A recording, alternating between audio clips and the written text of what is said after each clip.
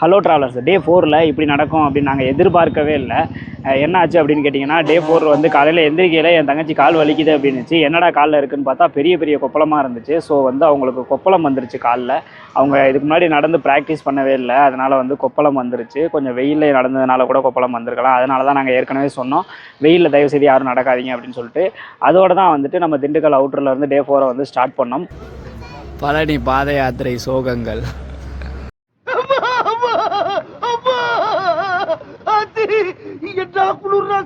நாங்கள் போக வேண்டிய டெஸ்டினேஷன் வந்து கொஞ்சம் கிட்டத்தட்ட வந்து 20 கிலோமீட்டரு. வெயில் வர்றதுக்கு முன்னாடியே 20 கிலோமீட்டர் போயே ஆகணும். ஆனால் வந்து இவங்க ரொம்ப ஸ்லோவாக தான் நடக்க ஆரம்பித்தாங்க. அப்போ தான் வந்து எங்களுக்கு வந்துட்டு பாட்டு வந்து கை கொடுத்துச்சு. நாங்கள் வண்டியில் வந்து ஸ்பீக்கரு, ஆடியோ சிஸ்டம் எல்லாமே செட் பண்ணி வச்சுருந்தோம். என் தங்கச்சியை நான் வண்டியில் ஏற சொன்னேன், அவங்க ஏறவும் மாட்டேன்ட்டாங்க. ஏன்னா அவங்களுக்கு வந்து வேண்டுதல் இருக்குது. அதனால் வந்துட்டு நான் கண்டிப்பாக வந்து நான் நடந்து தான் வருவேன் அப்படின்றதுல ரொம்ப உறுதியாக இருந்துட்டாங்க. நாங்கள் கிட்டத்தட்ட திண்டுக்கல் அவுட்டரில் வந்து செம்மடப்பட்டிக்கு வந்து 20 கிலோமீட்டர் ட்ராவலு. 20 கிலோமீட்டர் நாங்கள் வந்தே ஆகணும். ஏன்னா அங்கே வந்துட்டு வேல் அபிஷேகம் வந்து பண்ணுவாங்க. ஸோ வேல் அபிஷேகம் பார்க்குறதுக்காக வந்தே ஆகணும். ஸோ அந்த ரோட்டில் நாங்கள் நடக்க வந்து என் தங்கச்சி கொஞ்சம் கொஞ்சமாக அந்த பாட்டை கேட்டு எங்களோட ஒடியார ஆரம்பிச்சிட்டாங்க. கரெக்டாக வந்து எங்கள் டெஸ்டினேஷனை வந்து வெயில் வர்றதுக்கு முன்னாடியே ரீச் பண்ணிட்டோம். ரீச் பண்ணதுக்கு அப்புறமேட்டு பார்த்தீங்க அப்படின்னா பல அற்புதங்கள் நடந்துச்சு. அதில் முக்கியமானது என்ன அப்படின்னு கேட்டிங்கன்னா வேல் அபிஷேகம். வேல் அபிஷேகத்தை ரொம்ப சூப்பராக பார்த்துருக்கோம். அதை நீங்களும் பார்க்கலாம்.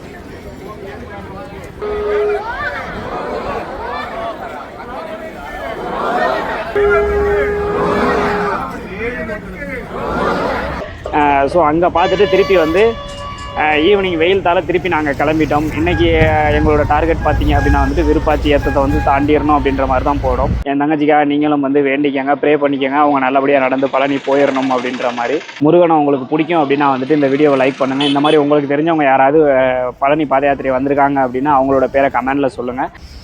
காலு பயங்கரமாக வலிக்குது. அண்ணா சொன்னதை கேட்டிருப்பீங்க. இன்றைக்கி நைட்டுக்குள்ளே விருப்பாச்சி ஏற்றம் வந்து தாண்டிடணும் அப்படிங்கிறது நம்மளோட டார்கெட்டு. ஆனால் என்னால் சுத்தமாக நடக்க முடியலை.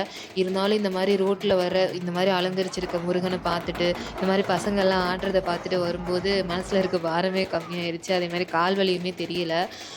சொல்லப்போனால் ரொம்ப ரொம்ப சின்ன பசங்கள்லேருந்து ரொம்ப வயசானவங்க வரைக்கும் எல்லாருமே ஏதோ ஒரு காரணத்துக்காக முருகனுக்காக பாத யாத்திரை நடந்து வந்தாங்க. அதெல்லாம் பார்க்கும்போது எனக்கு ரொம்பவே ஆச்சரியமாக இருந்தது. இவ்வளோ கூட்டத்தில் நான் பார்த்ததே இல்லைங்க.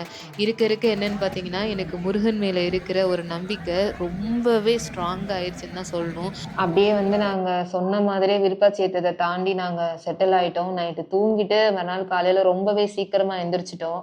காலையில் எப்போதும் போல என்னால் நடக்கவே முடியலை. அண்ணாவோட சப்போர்ட்னால இவ்வளோ தூரம் நான் வந்துட்டேன்.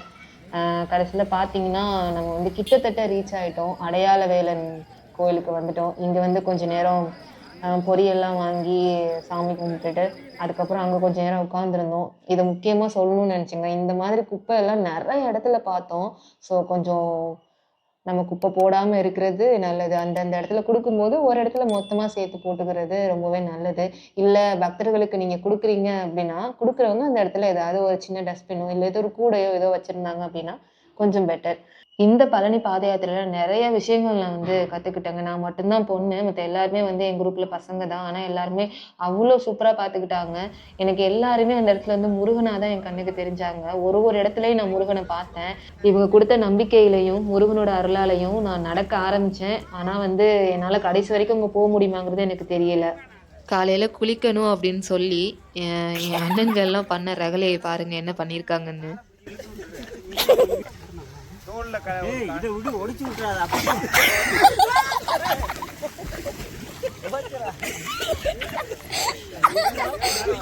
அவ்வளவுதான், நம்மள முடிச்சு விட்டீங்க போங்க. எப்படியோ குளிச்சுட்டு, சாப்பிட்டுட்டு, நிம்மதியா ஒரு கொஞ்ச நேரம் தூங்கிட்டு எந்திரிச்சிட்டோம். நான் ஈவினிங் 4:00 ஆயிருச்சு. நடக்க ஆரம்பிச்சிட்டோம். எவ்வளோ பேர் வர்றாங்க பாருங்க. இதுல முக்கியமா ஒண்ணு சொல்லணுங்க. இந்த மாரி பாத யாத்திரை வரும்போது, நெறைய சினிமா பாட்டுக்கெல்லாம் வந்து போட்டு, நெறைய பேர் வந்து ரொம்ப சவுண்ட் வச்சு, டான்ஸ் எல்லாம் ஆடிட்டு வந்தாங்க. சொல்லப்போனா நெறைய வல்கரான சாங்ஸுமே போட்டுட்டு இருந்தாங்க. அதெல்லாம் வந்து ரொம்பவே கஷ்டமா இருந்தது. பொதுவா பழனி பாத யாத்திரைக்கு போனா வந்து முருகன் பாட்ட போட்டு அந்த மாரி போவாங்க. இதெல்லாம் பார்க்கும்போது ரொம்பவே கஷ்டமா இருந்துச்சுன்னு தான் சொல்லணும். நெறைய பேர் அதுவும் வல்கரா பேசிட்டெல்லாம் வந்தாங்க. பழனி பாத யாத்திரை வரும்போது நெறைய பேர் வந்து பக்தியோட வந்தத விட பொழுதுபோக்காக வந்தது தான் நெறையா இருந்த மாரி எனக்கு தோணுச்சு பர்சனலாவே. நெறைய பேர் வந்து அங்கனக்கு அங்கன நின்னு மாலை போட்டிருக்காங்க. ஆனா ஸ்மோக்லாம் பண்ணிக்கிட்டு இருந்தாங்க. இத நீங்களும் பார்த்துருப்பீங்கன்னு நான் நெனைக்கிறேன்.